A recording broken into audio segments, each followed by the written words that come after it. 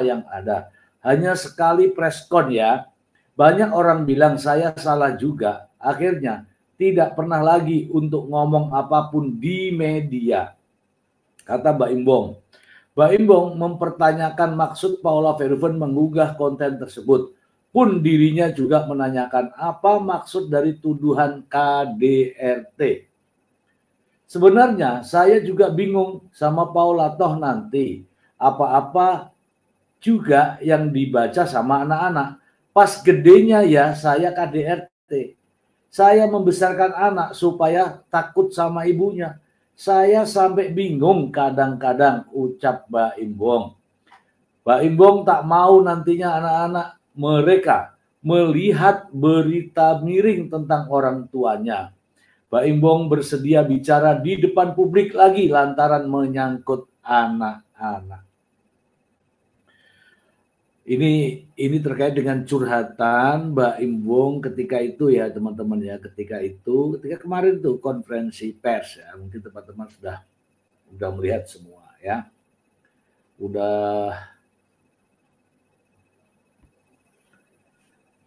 semuanya sudah melihat ya bagaimana Mbak Imbong konferensi pers setelah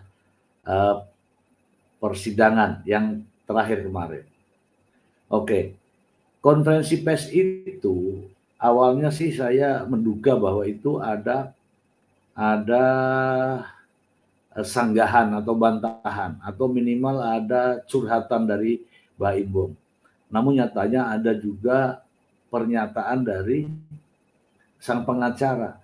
Bahkan sang pengacara mengatakan pertama ini saya ini sebenarnya ketawa nih, mungkin teman-teman juga tertawa ya. Pertama itu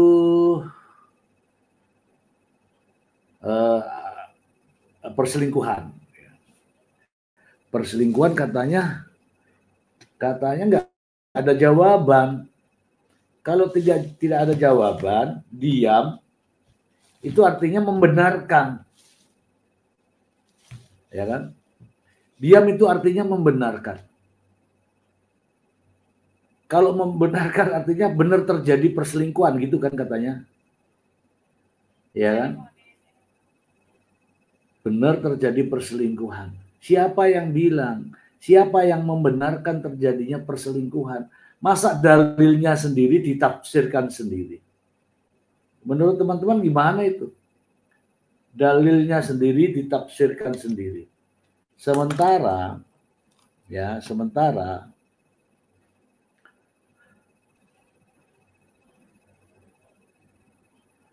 Sementara tuduhan perselingkuhan itu menurut kita ya, menurut saya, menurut teman-teman itu tidak ada. Pertanyaannya sekarang ya, ketika Mbak Imbong ditanya oleh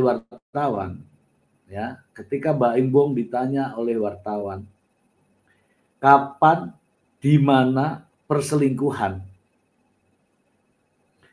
itu tidak dijawab teman-teman. Artinya kalau tidak dijawab, artinya nggak ada. Itu kalau ada yang namanya perselingkuhan, itu kan ada kapan, di mana, kapan itu tanggalnya, jam berapa, di mana itu tempatnya, di hotel kah, di rumah kah. Jangan hanya dugaan-dugaan. Nah, inilah yang menimbulkan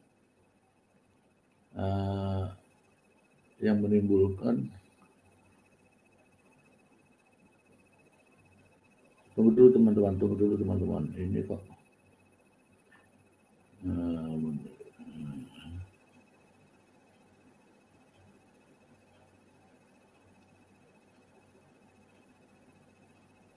Loh.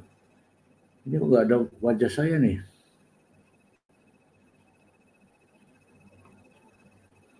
Gimana sih ini?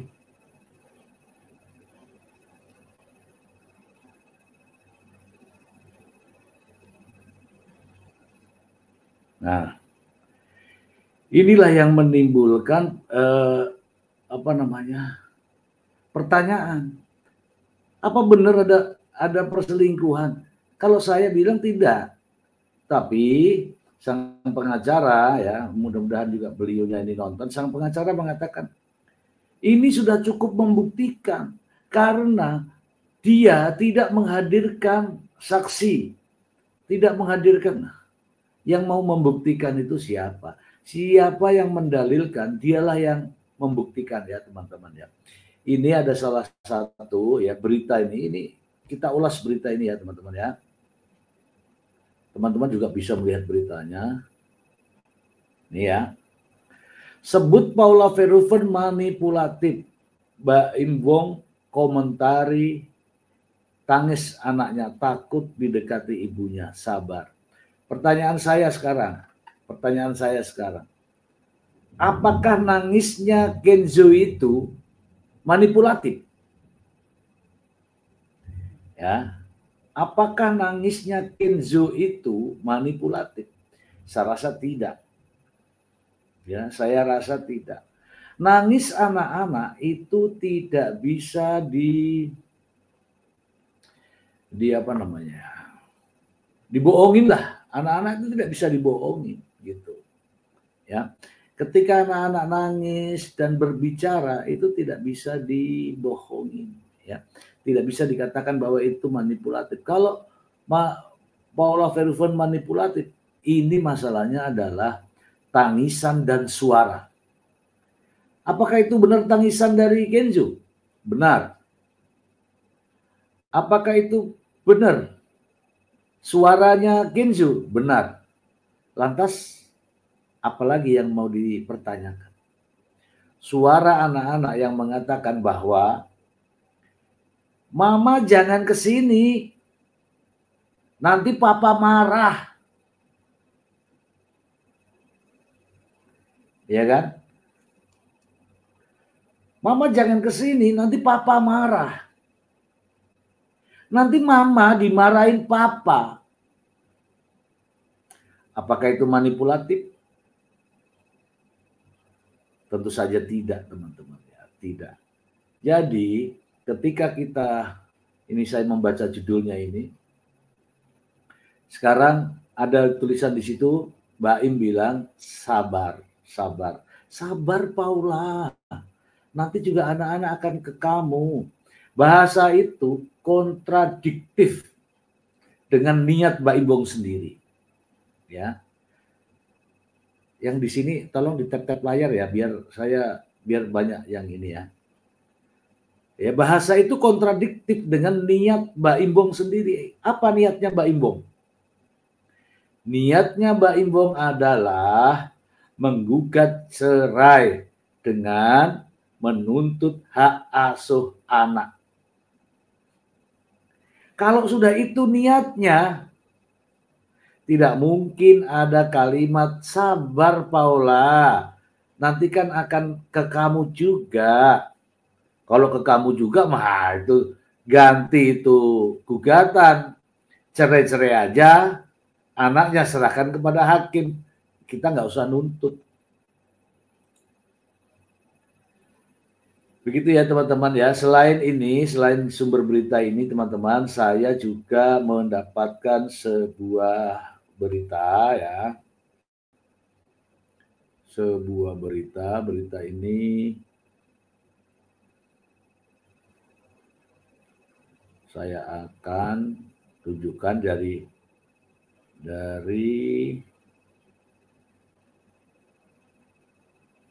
apa namanya ini ya.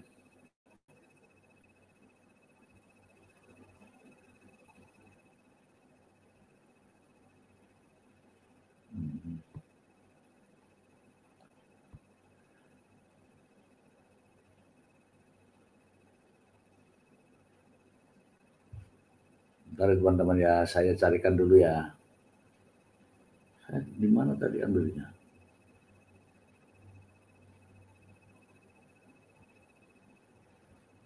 Kalau begini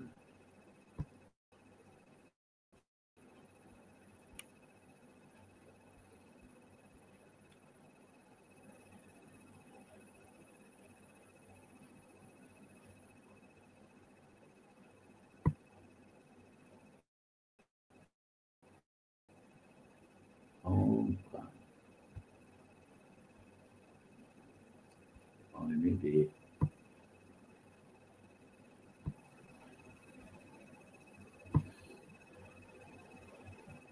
Ada satu buah berita lagi nih teman-teman ya. Ini dari ibunya Paula. Saya bacakan teman-teman ya, biar kita nggak jadi fitnah ya teman-teman ya. Ini ada berita, ini barusan ya ada reaksinya dari ibunya Paula. Ini benar atau tidak kita bacakan saja ya teman-teman ya. Ini barusan nih orang tuanya ikut campur nih. Saya bacakan saja tentang ibunya Paula Verhoeven, benar atau tidak. Suarakom, Ibunda Paula Verhoeven, Lina Verhoeven, mensindiran tajam di media sosial diduga untuk Baim Wong.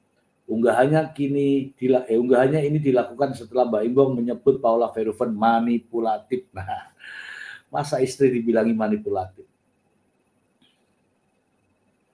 Oke, saya bacakan saja. Unggahan Lina ini langsung menuai sorotan warganet, terutama karena muncul di tengah-tengah proses perceraian putrinya dengan Baim Wong. Bukan tanpa alasan, aktor sekaligus YouTuber ini merasa unggahan Paula Verhoeven soal anak bungsunya terkesan menyudutkan dirinya. Sebelumnya, Paula Verhoeven memang mengunggah video menampilkan anak bungsunya, Kenzo, yang menyuruh Paula pulang saat ditemui. Dalam video tersebut, anak Paula Verhoeven dan Baim Wong itu menyebut takut dimarahin ayahnya. Baim bahkan mengklaim memiliki bukti kuat untuk mendukung tuduhannya terhadap Paula Verhoeven yang sudah memberinya 2 anak tersebut. Saya ada buktinya dan saya akan kasih tahu kenapa dia Paula manipulatif. Manipulatif. Manipulatif itu kalau bahasa Jawanya ya menipu. Ya kan? Ini tap-tap layar dong ini, masa pelit semua nih, walaupun satu nggak ada yang tap-tap layar. Mana tadi?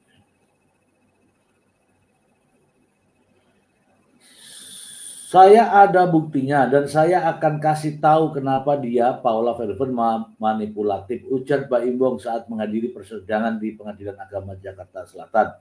Baim merasa dirinya harus bicara karena hal ini disebutnya menyangkut anak-anak. Kalau ini cuma menyangkut saya pribadi, saya diam saja, tapi ini menyangkut anak. Jadi saya harus berbicara. Tak lama setelah adanya pemberitahuan tersebut, Ibunda Paula pun menulis unggahan di Instagramnya. Nah, ini bagus nih, kita coba ya. Apa tulisannya?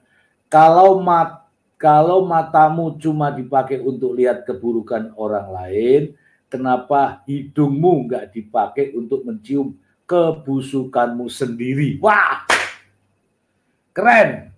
Terima kasih yang sudah tap-tap. Terima kasih banyak. Terima kasih banyak. Ini ada kalimat dari Ibunda Paula Verhoeven. Dia mengatakan begini di Instagramnya.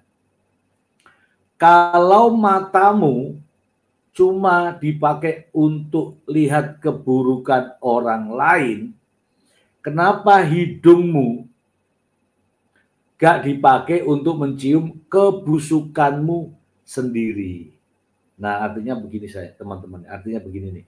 Kalau kamu menunjuk kesalahan orang lain dengan satu jari, ya, dengan satu jari. Ini saya tutup dulu ya, biar kelihatan ya.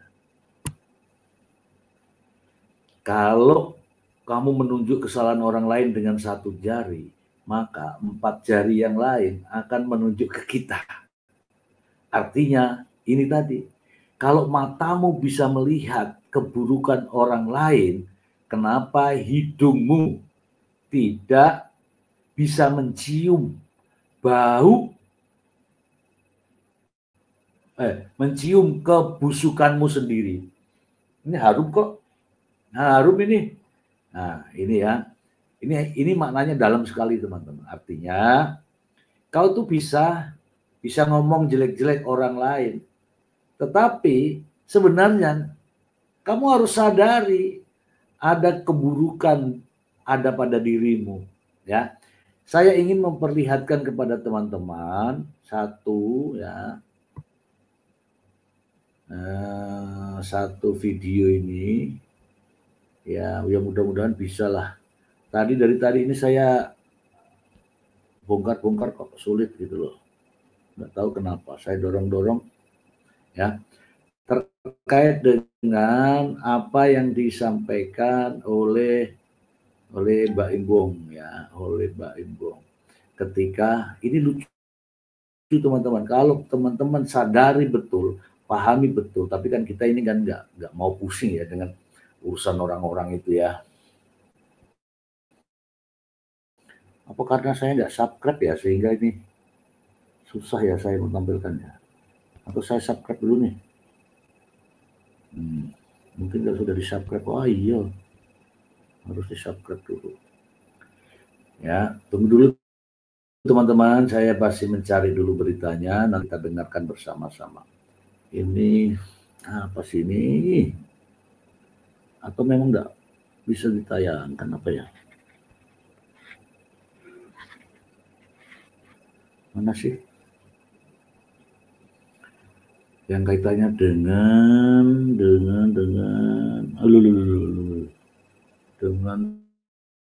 Mbak Imbong mana kemarin ya? Alah.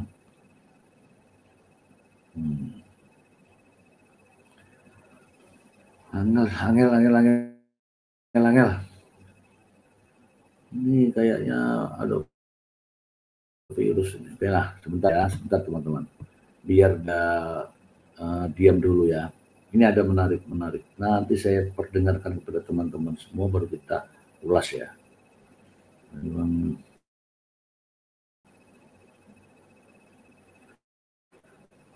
itu ada kalimat-kalimat yang tidak pas lah ya. Misalnya membenarkan bahwa dalilnya benar katanya. Dalil sendiri dibenarkan sendiri. Masalahnya itu. Kan? Oke. Dengan adanya manipulatif itu juga berbahaya. Sabar ya teman-teman ya, sabar ya. Ini nggak bisa itulah. Karena nggak kita ini aja lah ya. Gunakan video aja gambar aja nih. Ini susah kalau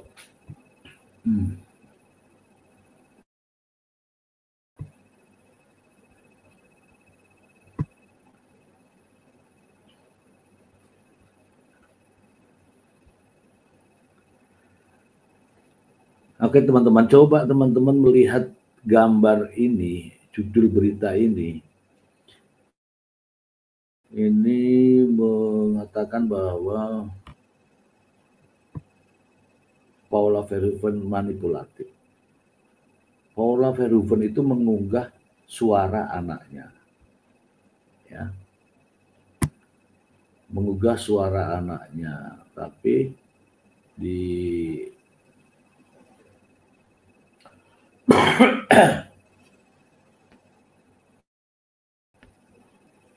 Oke.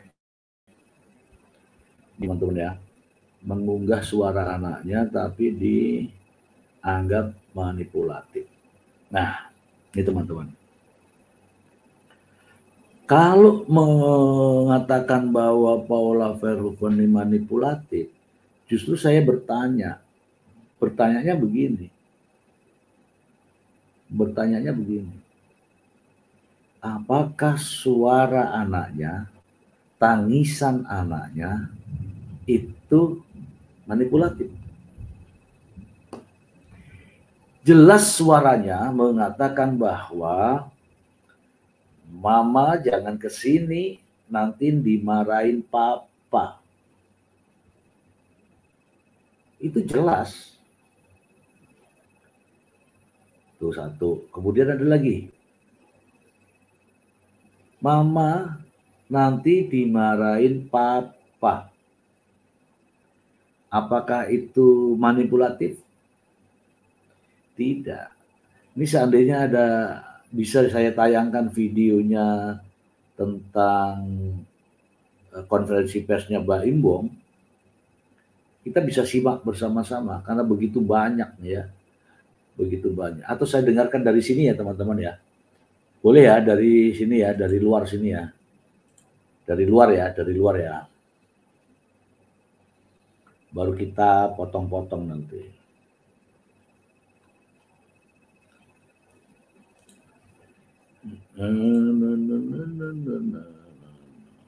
Ada kok di sini.